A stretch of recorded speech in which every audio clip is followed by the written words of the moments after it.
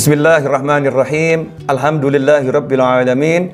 Allahumma salli wa sallim ala sayidina Muhammadin miftahi babi rahmatillah adada ma fi ilmillah salatan wa salaman daimaini bidawami mulkillah wa ala alihi wa sahbihi. Assalamualaikum warahmatullahi wabarakatuh. Saudara-saudaraku yang merindukan Nabi Muhammad SAW dan yang dirindukan oleh Nabi Muhammad SAW, Alhamdulillah kita bertemu pada episode yang kedua, belajar tentang kehidupan Nabi Muhammad SAW. Episode ini kita akan belajar kelahiran Nabi Muhammad SAW. Rasulullah lahir di tahun gajah. Dari kecil kita diajarin Rasul lahir di tahun gajah. Apa itu tahun gajah? Karena zaman dahulu belum dibuat penaunan seperti sekarang. Dulu penanggalan itu lewat peristiwa-peristiwa besar.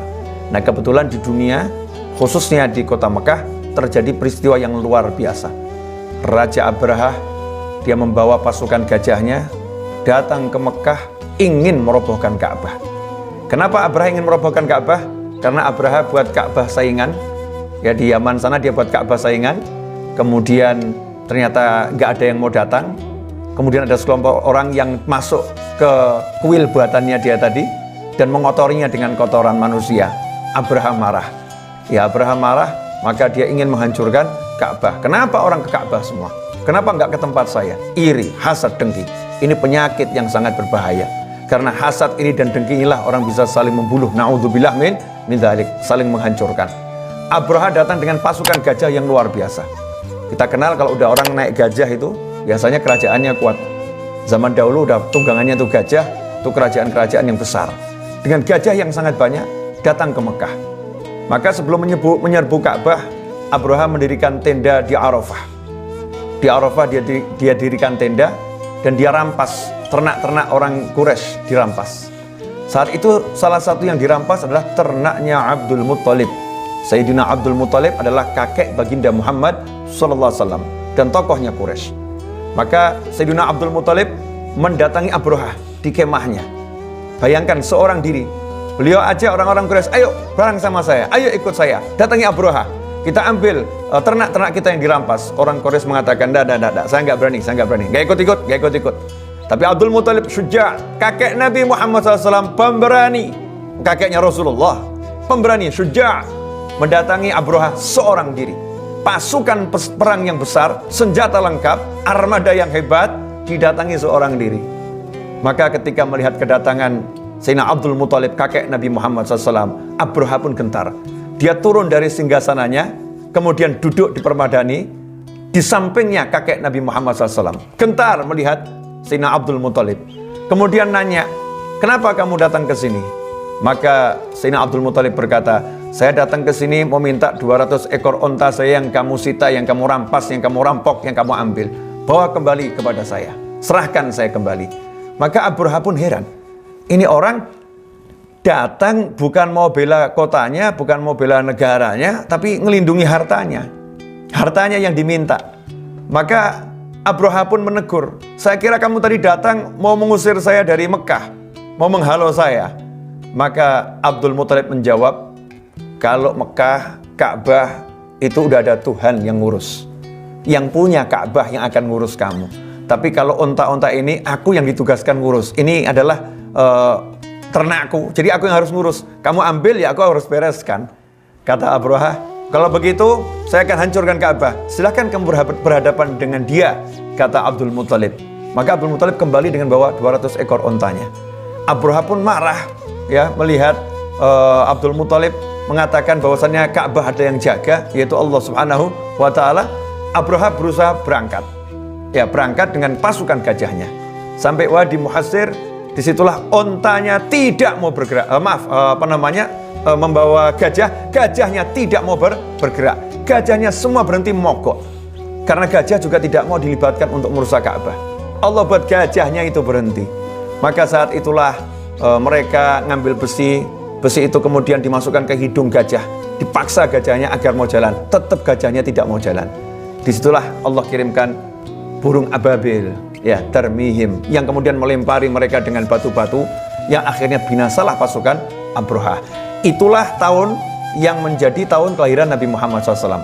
ya hancurnya Abraha dan bala tentaranya, pasukan gajahnya. Jadi perbincangan masyarakat, ya, orang-orang Quraisy itu tidak pernah mengatakan dengan terang-terangan bahwasanya kami ini menang karena Allah, enggak begitu. Biasanya kami menang karena dibela fulan, dibela fulan. Tapi urusan Abraha, orang-orang Quraisy mengatakan kami menang dibela Allah Ta'ala. Allah yang melindungi kami, Allah yang menjaga kami. Jadi yang disuruhkan tauhid saat itu, Allah dan Allah dan Allah dan Allah. Dalam suasana seperti itulah 50 hari kemudian lahir baginda Muhammad sallallahu alaihi wasallam, dan beliau hidup dengan mendengar berita bahwasannya kakekmu berani, kakekmu yang mengatakan Ka'bah itu yang jaga Allah Subhanahu wa taala, dan yang melindungi Mekah adalah Allah Subhanahu wa taala. Nabi Muhammad SAW dari kecil yang didengar adalah keberanian kakeknya dan kekuatan Allah Subhanahu wa taala. Nah, bagaimana kisah lahirnya Nabi Muhammad SAW? Mari kita bersama-sama belajar dan menyimaknya dari berbagai riwayat yang disampaikan dalam hadis. Dikatakan oleh Sayyidina Hasan bin Thabit radhiyallahu anhu, penyair Nabi Muhammad SAW, beliau berkata, wallahi innilah hulamun, sungguh aku demi Allah umurku waktu itu 8 tahun.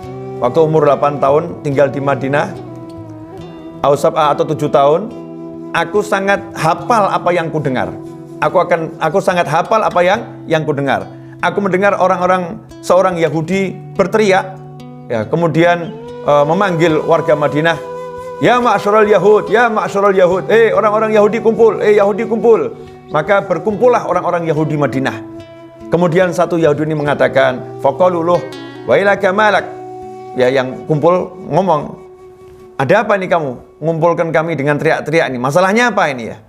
Maka si Yahudi tadi berkata, tala al-lailah najmu Ahmad alladhi wulida bih. Allahumma shalli wa sallim alaih. Tadi malam sudah lahir bintang kejora Nabi Muhammad SAW.